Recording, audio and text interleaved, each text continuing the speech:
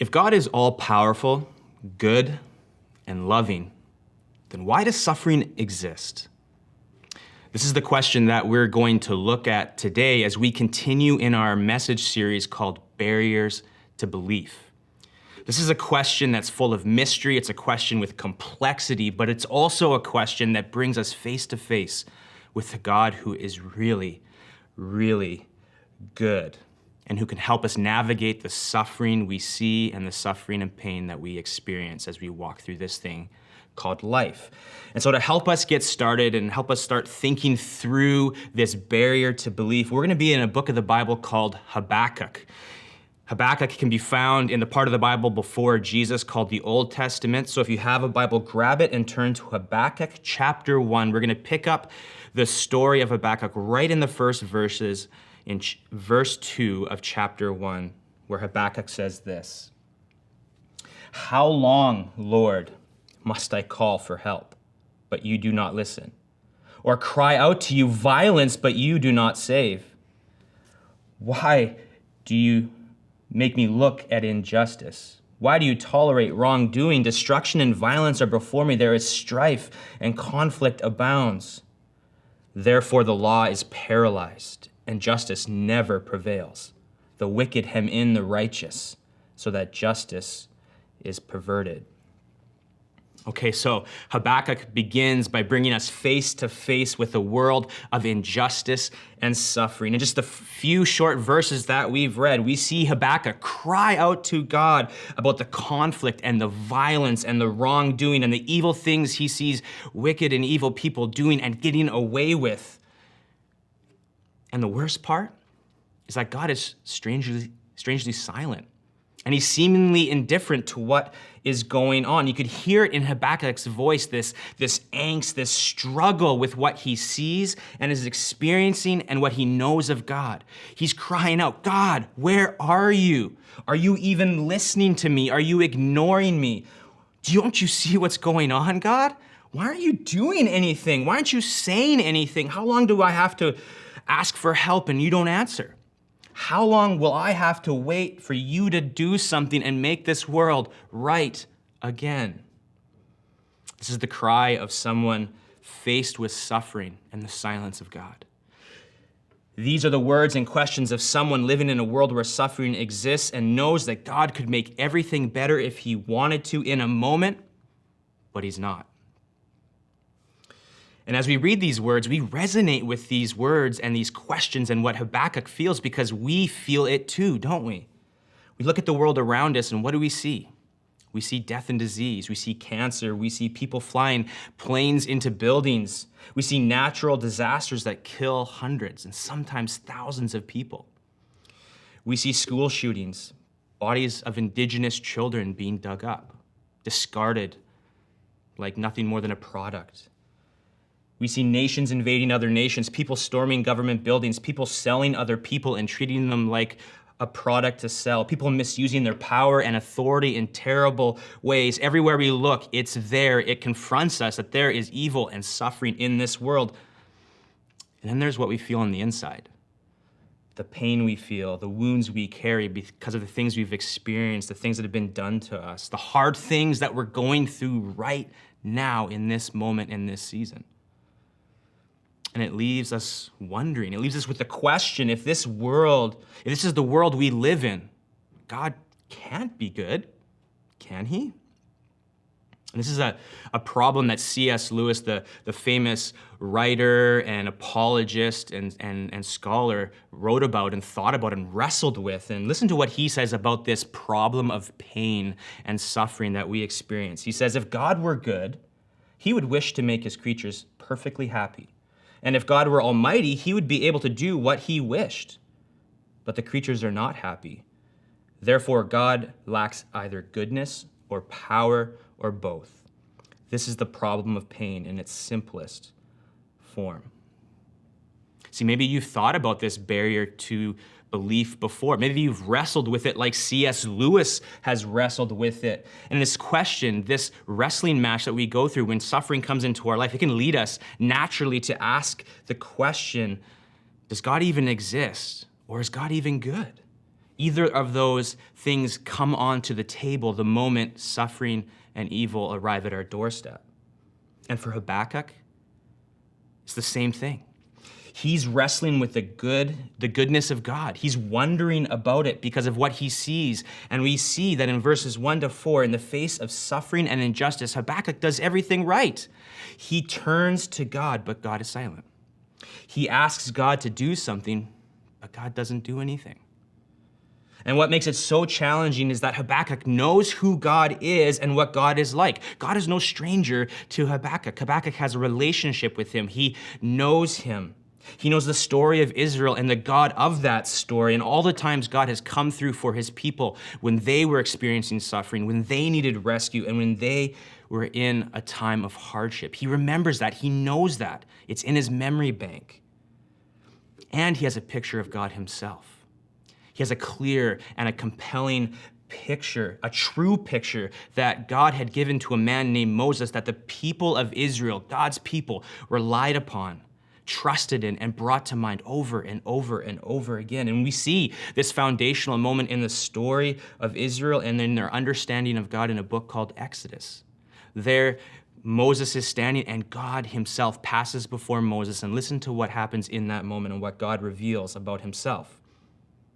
Verse 6 says of chapter 34, and God passed in front of Moses, proclaiming the Lord, the compassionate and gracious God, slow to anger, abounding in love and faithfulness, maintaining love to thousands, and forgiving wickedness, rebellion, and sin. Yet he does not leave the guilty unpunished. This is the God of the Bible. He's gracious and merciful. He's patient. He's overflowing with love. He's faithful. He's forgiving. He's just. He's holy. He's good. He's pure. And he's beautiful. This is who God is. This is how he's revealed himself to us and to his people. And yet, we still experience pain. We still suffer. We experience injustice. Our prayers go unanswered. How could a God like this allow this to happen? How do these two things work together? Either God is willing to prevent suffering, but he's not able, or he's able to prevent it, but he's just not willing. So what is it? Which is it? This is the disconnect that we can feel in this conversation. This is the tension that we can feel as we talk about the problem and the barrier of suffering. It's the disconnect between the evil and the suffering that we see and we experience for ourselves with a God who the Bible claims is loving and good.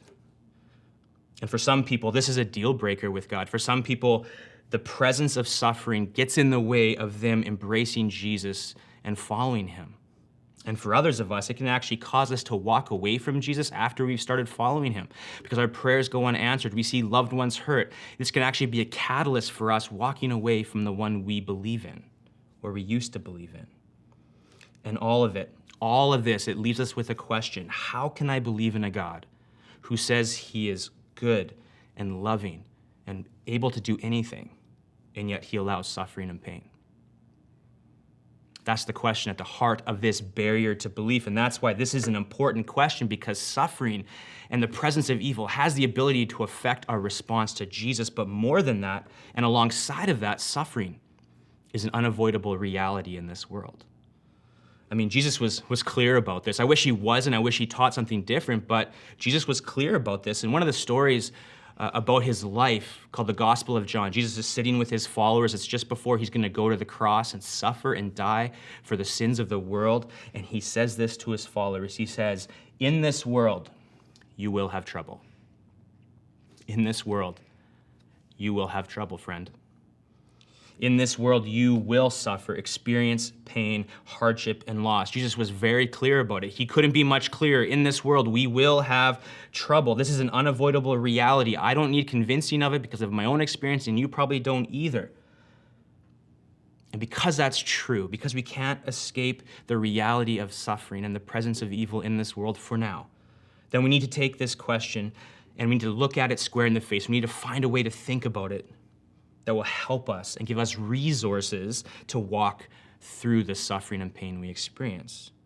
So this is a really important question. But it's also a challenging question because this is a personal question. It's deeply personal. It's not just an intellectual or a philosophical or even a theological question. It is all those things. But at its core, this is a deeply personal question.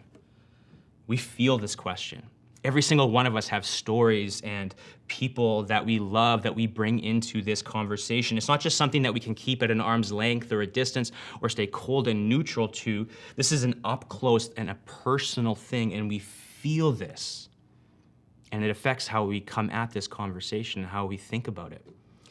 Like for me, I have a younger brother. He's my brother, but he's also my best friend, and he has had Crohn's disease for a long time.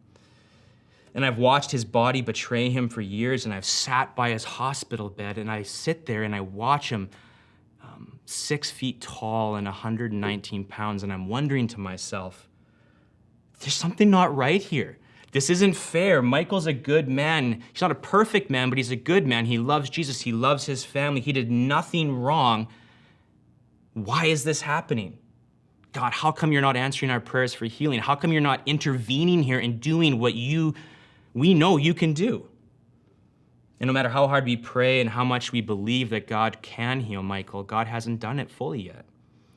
And Michael's body still rebels against him from time to time. And it's heartbreaking, and I hate it, and I wish it were different. I want it to be different. And so I come at this with deep emotion, and I come at it with my own trauma, my own experiences, and so do you. Nobody can come to this without any experience of pain. Pain equalizes the playing field here. And it affects how we engage with this conversation. And we have to be aware of that and keep this in mind as we go along.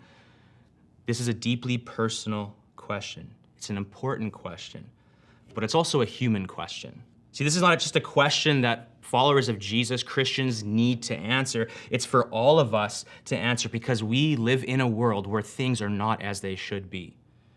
We feel it. We intuitively know it, that something has gone wrong, that life is not the way it is supposed to be. And that inner kind of sense, that intuitive feeling that we have, it should lead us to wonder and to ask, why do I feel this way?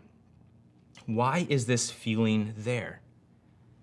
And that's where the story of God can help us, because the story of God gives us an answer to that longing within us, to that sense that this is not the way things are supposed to be.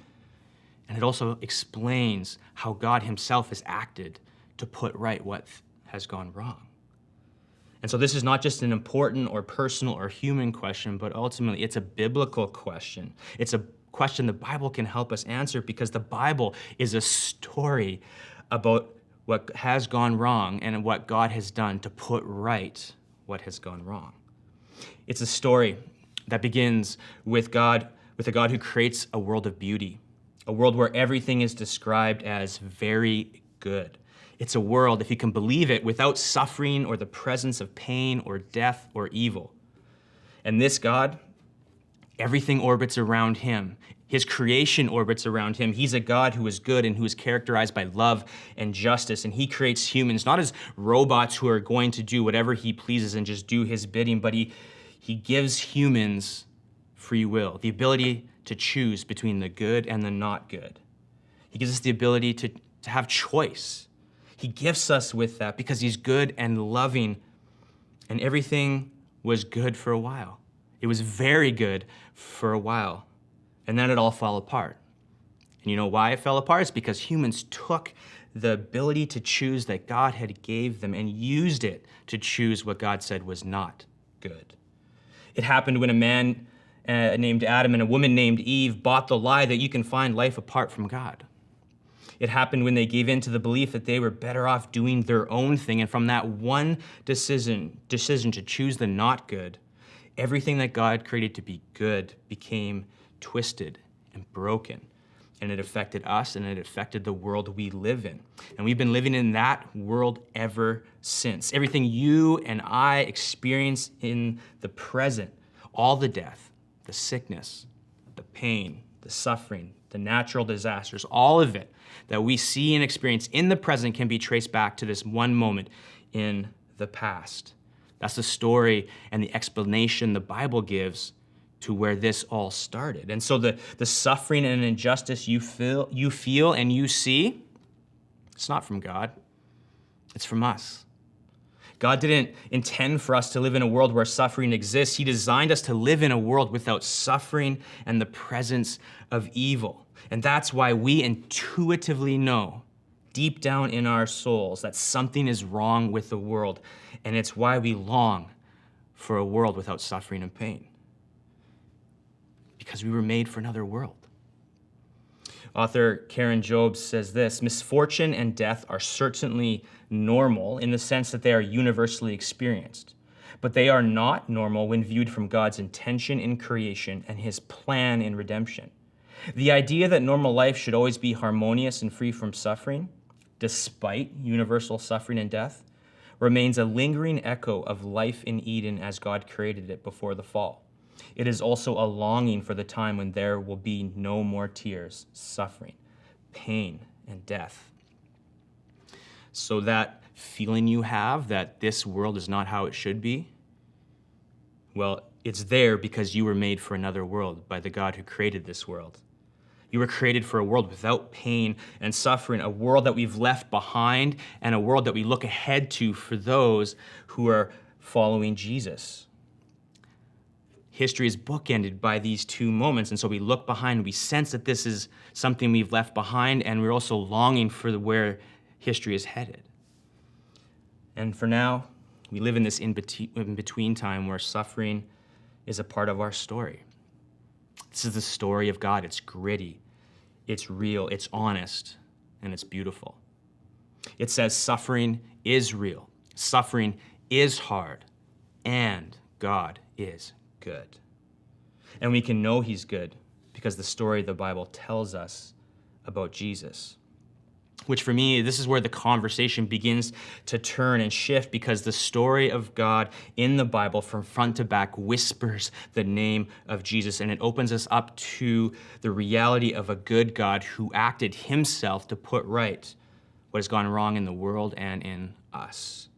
And there's a lot of places that we can go to open this up for us and to show us how good God is. But one of the places that I want to take us that has special relevance to this barrier that we're wrestling with today comes from the book of Isaiah. Again, it's in the part of the Bible before Jesus in the Old Testament. And there we're going to see a God who is good beyond our wildest imagination, even in the suffering and pain of this world. So check this out in Isaiah 53, starting in verse 1. It says this: "Who has believed our message, and to whom has the arm of the Lord been revealed?" He, talking about this servant, the arm of the Lord, he grew up before him like a tender shoot, and like a root out of dry ground. He has no beauty or majesty to attract us to him, nothing in his appearance that we should desire him. He was despised and rejected by mankind, a man of suffering and familiar with pain. Like one from whom people hide their faces, he was despised, and we held him in low esteem. Surely he took up our pain and bore our suffering, yet we considered him punished by God, stricken by him and afflicted. But he was pierced for our transgressions, he was crushed for our iniquities. The punishment that brought us peace was on him, and by his wounds we are healed. We all, like sheep, have gone astray. Each of us has turned to our own way, and the Lord has laid on him the iniquity of us all. So this was written hundreds and hundreds of years before Jesus actually arrived on planet Earth. And it looks ahead to the time when Jesus would come and he would do what only he could do for us, rescue us from sin, Satan, and death, and bring us into a relationship with God. And in this passage, we see a Jesus who didn't appear on earth with any fanfare. He didn't arrive on earth in a palace with pomp and circumstance, even though he was a king in heaven. He wasn't born in a palace, and he didn't enjoy the life of royalty. We see that Jesus was rejected. He was looked down upon. He experienced sorrow and grief throughout his entire life. He had friends die. He had friends betray him. He wept at the tomb of his friend Lazarus, that there was grief, deep grief that Jesus felt. And Jesus, well, he knew pain firsthand. the physical pain of nails being driven through his wrists and his feet in the cross. He felt the pain of rejection and betrayal. He wore emotional pain. He tasted the full sting of death. Jesus was no stranger to suffering and pain. He experienced it. He felt it. He saw it. He endured it. And he came to do something about it. If you read the stories of his life, Jesus was out and about among the people, healing disease. He went to the cross. He took sin and suffering upon himself, our sin and suffering upon himself, even though he was innocent and not guilty. Yes, he died and was buried, but then he came back to life, and he set all of history on a course to a day where evil and suffering and death dies. Jesus took what was fractured in this world, and he started to set it right once again in his life and in his death and his resurrection. And as I think about this, it made me think about a time when my nose was broken when I was playing professional hockey in Colorado. We were playing a game in Arizona, and we were winning. The game was going well, and I was chasing down one of the opposing team's defensemen into the corner. And as we got to the corner, the whistle blew, and I turned to skate away, but my spidey sense started to tingle, and I had this sense that there was someone coming after me, and so I turned around and I ran right into that defenseman's fist. He punched me right in the face, and I saw stars, and my nose started throbbing, and all I could think about it was, protect yourself. And so I grabbed onto him and I held on for dear life, just hoping that one of my teammates was gonna come and rescue me.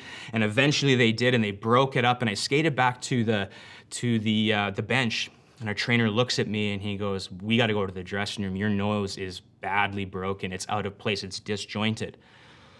Okay, so we go to the training room, and I'm sitting on the table, and my nose is throbbing, and I can just feel like my nose swelling, my face swelling.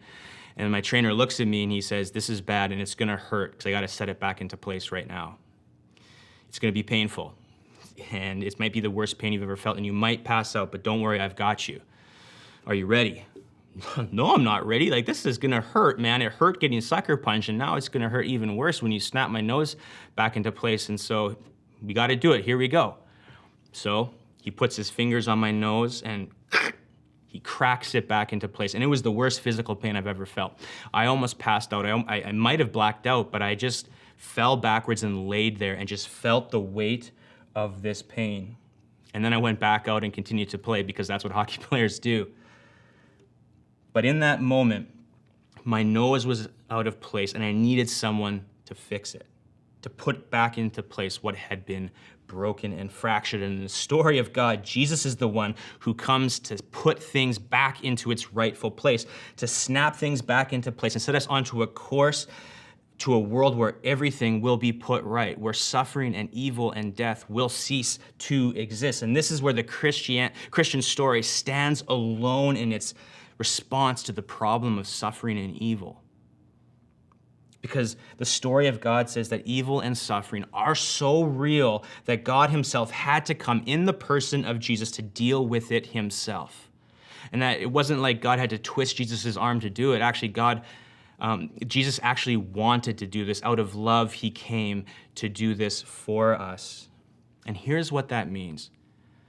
That in Jesus, we have a God who gets our pain. Let me say that again, because there's a beautiful and unrivaled truth in all the religions and all the worldviews and what they offer. In Jesus, we have a God who gets our pain. Because Jesus became human, and he experienced what it was like to be human. Jesus identified with us, and he loved us, and he became just like us in every way while continuing to be fully God. He suffered for us and with us. He wept. He was betrayed and abandoned. He was beaten and mocked. His friends deserted him. He was left alone at the most difficult moment of his life. He lost loved ones. And in every other religious system, the god or the gods, they're distant, they're aloof from the people that they supposedly created and what they're going through, but not the God of Christianity, not Jesus. No, this God, he came close to us. He became one of us, and he suffered. He was familiar with pain, Isaiah says. He knows what it's like firsthand, and so he's a God. Jesus is a God who can look on what you're suffering, look on your pain, and he can say, yeah, I know exactly what that's like. I felt it too. I mean, what other God can do this? No other God but Jesus can say that. What other God weeps and knows the pain of this world? What other God is willing to go down into the darkest valley to be with you and to walk you out the other side? No God but Jesus. He stands alone in this conversation and in the problem of evil and suffering. This is how good Jesus is. In Jesus, we have a God who gets our pain, but there's more, because not only that, in Jesus, we have a God who came to do something about the pain of this world. Because when Jesus took on our pain and he bore our suffering in his life and in his death, he was doing something about the suffering we see and experience in this world. When he took all our guilt upon himself and he absorbed it at the cross, Jesus was dealing a death blow to evil and sin. And when he came back to life after being dead for 3 days, Jesus put an expiry date on evil and suffering, and he made a way for us to have peace and a life with God, and he offers us a hope beyond this broken world. And I don't know about you, but I need this hope as I walk through this thing called life, as I experience suffering in my own life and pain, and as I watch it unfold around me. See, as human beings, we need this because we live in a world where suffering exists. We need to know that what has gone wrong will be dealt with. We need to know that all the suffering and pain we feel has an end date. We need to know that justice is coming and it will be executed. We need some kind of future to look forward to. We need a story that leads us somewhere, that will help us make sense of who we are and what is going on in us and around us. And with Jesus, we have that story and we have that future. Listen just a few chapters later in Isaiah, as he has this vision about the world that is coming, the future that those who follow Jesus have. Listen to what he says. This is God speaking through Isaiah. Verse 17 of chapter 65, it says this: "See, I will create, God will create new heavens and a new earth. The former things will not be remembered, nor will they come to mind. But be glad and rejoice forever in what I will create. For I will create Jerusalem to be a delight and its people a joy. I will rejoice over Jerusalem and take delight in my people. The sound of weeping and of crying will be heard in it no more. Never again will there be in it an infant who lives but a few days, or an old man who does not live out his years. The one who dies at 100 will be thought a mere child. The one who fails to reach 100 will be considered accursed. They will build houses and dwell in them. They will plant vineyards and eat their fruit. No longer will they build houses and others live in them, or plant and others eat. For as the days of a tree, so will be the days of my people. My chosen ones will long enjoy the work of their hands. They will not labor in vain, nor will they bear children doomed to misfortune. For they will be a people blessed by the Lord, they and their descendants with them." And when you have Jesus, this is the hope you have. This is the future that awaits you. A day is coming when this will not be something written in a Bible, but will become a reality. There will be no more death. There will be a day where there's no more mourning or crying or pain or loss. It will cease to exist. All the sad things will come untrue, and the hands that were nailed to the cross will reach down and will wipe every tear from your eye. This is the future that awaits those who embrace Jesus. And all we have to do in this life is believe in him, and his story becomes our story. This is the hope that we have in Jesus. This is the help we have when we're confronted by the pain and the suffering of this world. In that in Jesus, we have a God who suffered and gets our pain. And in Jesus, we have a God who did something to address the suffering of this world. And I know this doesn't wrap all this up with a neat and tidy bow, because in the end, no matter how we answer this question, this is still going to be hard, because suffering and pain is hard. It's not easy. But what I hope you have heard today is that Christianity offers you and me and all of us an unshakable hope in the middle of the suffering we experience. And it offers us an unrivaled God in Jesus who is really good and beautiful.